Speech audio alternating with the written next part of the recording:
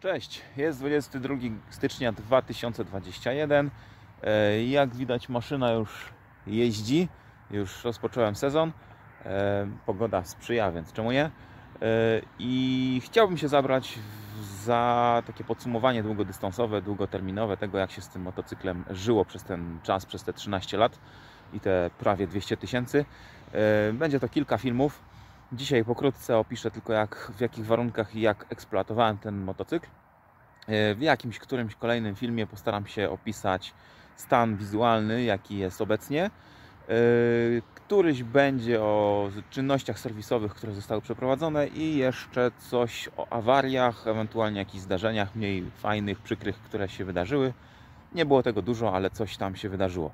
No a wisienką na torcie będzie sfilmowanie tego przekroczenia 200 000 kilometrów. Mam nadzieję, że uda mi się ten moment złapać.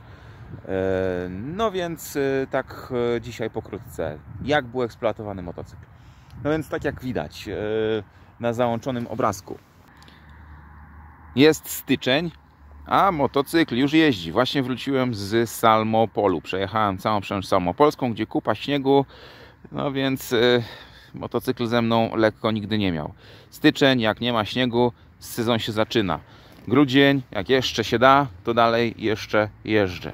Także jeżeli chodzi o czas, od stycznia do grudnia, jeżeli warunki sprzyjają, to motocykl jeździ. I tak było przez całe te 13 lat.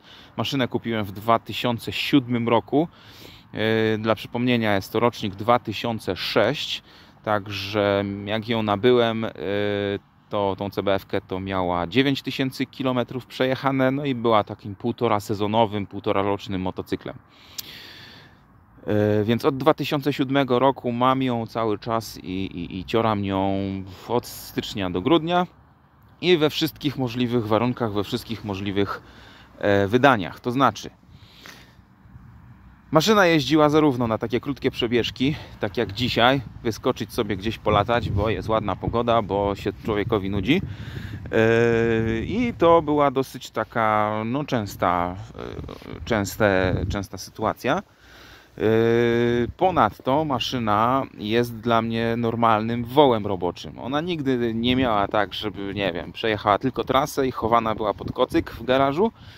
Ona jest ciorana cały czas do pracy. Jak tylko prognoza pogody mówi, że będzie się dało o suchej nodze dojechać i wrócić, no to biorę maszynę i jadę motocyklem do pracy. Co to oznacza? Oznacza to tyle, że maszyna bardzo często przez 8-10 godzin stoi na dworze na słońcu i czeka, aż skończę pracę i wrócę nią do domu, gdzie dopiero trafia do garażu. Powoduje to, że jest narażona na różne czynniki, warunki. Ja pracuję w budownictwie, więc budowy są różne. Czasami jest asfaltowy dojazd na parking, a czasami shooter. I po tym szutrze też jeżdżą inne samochody, więc no dosyć często maszyna była mocno okurzona, oblepiona po prostu syfem z budowy. Także też tutaj nie miała nigdy ze mną lekko. No i dalej, jakieś zloty. No na zlotach, szczególnie na początku, troszeczkę na niej liczyłem, czyli jakieś palenie gumy, kręcenie do odcięcia. No jak ją kupiłem, miałem 20 parę lat, także byłem jeszcze trochę niewyżyty, trochę taki bardziej no szalony, więc maszyna wtedy miała ciężko. No i na zloty oczywiście ma ta maszyna od czasu do czasu cały czas jeździ. Dalej, wycieczki dalsze, podróże. No, byłem tym motocyklem już 5 razy w Rumunii, także 5 razy przejechała Transfogalską i Transalpinę, chociaż tego było nawet więcej, bo za każdym wyjazdem zdarzało się, że ze 2 razy się przez taką Transalpinę przejechało. Byłem tym motocyklem już 4 razy w Alpach. 4 razy w Alpach, także jakieś Grossglockner, Stelvio już po kilka razy pozaliczane. I maszyna w takich warunkach też spisywała się bardzo dobrze.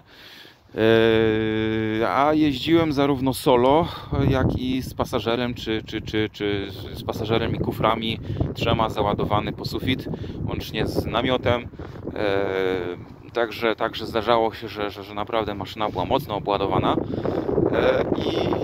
No i jechała w taką trasę, która zwykle tam 2,5–3,5 tysiąca kilometrów to tak mniej więcej przejeżdżało się takie tygodniowy taki wyjazd gdzieś tam w Alpy czy do Rumunii.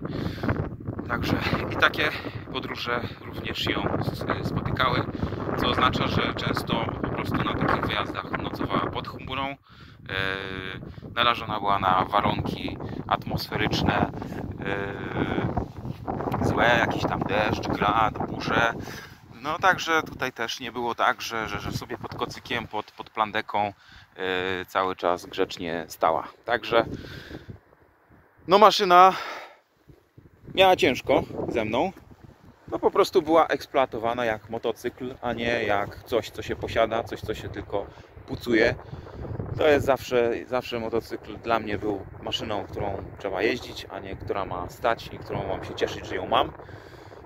I tak ją cały czas traktuję. Ona ma dalej już te swoje lata, ma ten przebieg, a dalej nią cioram. Taką ostatnią formą użytkowania mojej CBF-y to było jeszcze jeżdżenie po torach. No byłem w sumie tylko na torach kartingowych, 2 razy w Radomiu, 2 razy na torze Czyżoling. No i tam troszeczkę poupalałem na zakrętach, gdzie no dosyć szybko kapitulowało zawieszenie i możliwości składania się w lewo to już centralka ograniczała możliwość składania się, a w prawo akurat moje gmole po prawej stronie nieco bardziej wypuszczone powodowały, że w ciasnych prawych nawrotach uderzał gmol o asfalt. No także tam też motocykl troszeczkę sobie pojeździł. No, także to mniej więcej byłoby chyba na tyle w tym filmie. Tutaj na tej drodze co chwilę mi samochody przerywają, przejeżdżając. W następnym jakimś filmie myślę, że postaram się pokazać Wam wygląd zewnętrzny maszyny. No teraz Wam go nie będę pokazywał, bo po tym przejeździe po Salmopolu motocykl jest strasznie uwalony, brudny, więc go tam troszeczkę chociaż ogarnę, żeby było widać jak on wygląda, jaki jest jego stan, bo teraz jest pod warstwą błota i soli i wszystkiego, to raczej tego nie będę w stanie Wam pokazać. Także to na chwilę obecną tyle. Jeśli byście mieli ochotę coś więcej usłyszeć, dajcie znać w komentarzach. Także tyle. Wracam teraz, jestem pod Szczyrkiem, cisnę do domu, ogrzać się no i tyle. Szerokości Wam wszystkim udanego sezonu.